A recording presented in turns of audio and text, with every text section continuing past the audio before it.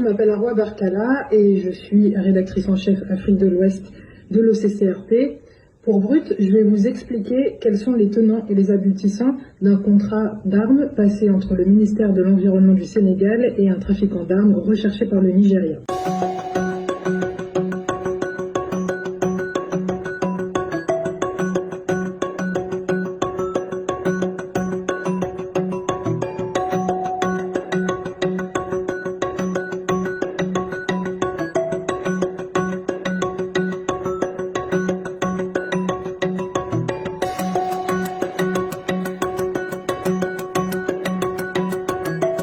Ce contrat, c'est un contrat de 45,3 milliards de francs CFA qui a été passé entre le ministère de l'Environnement du Sénégal et Aboubacar Ima, qui se cache derrière la société Lavi Brokers Commercial. Ce qu'il contient, c'est une liste d'équipements et notamment des armes, donc des fusils d'assaut par exemple, ou des semi-automatiques.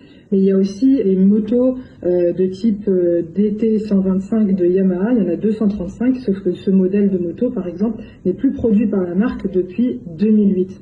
Il y a aussi des équipements tels que des motos amphibies, donc ce sont des scooters qui se transforment en jet ski, ce qui peut prêter à sourire si ce n'était pas aussi dramatique vu le nombre de milliards de francs CFA qui sont engagés dans cette commande. Le contrat est censé servir en fait aux gardes forestiers qui sont censés se défendre contre le braconnage, la déforestation, mais également contre la rébellion de Casamance. Sauf que la rébellion de Casamance se fait de moins en moins présente, on va dire, et surtout, est-ce que les fusils d'assaut et les semi-automatiques sont vraiment des armes adaptées pour être gardes forestiers? Il faut aussi savoir que tous les gardes forestiers ne sont pas nécessairement formés au maniement des armes, puisqu'il y en a qui sont dans les bureaux, il y en a qui sont là pour la reforestation et pour le dialogue entre le voisinage, des choses quotidiennes, des tâches quotidiennes comme ça. Donc il y a sans doute beaucoup plus d'armes qu'il n'y a en fait de gardes forestiers en mesure de pouvoir utiliser ces armes. Aboubacar Ima, c'est une personne qui a commencé sa carrière en fait en imprimant des cartes de visite pour les membres du Parlement au Niger et chemin faisant, il a réussi à se faire un réseau très important de personnes très influentes politiquement et ainsi il est tombé sur des appels d'offres de marché public un jour au Nigeria alors que le pays essayait de combattre Boko Haram.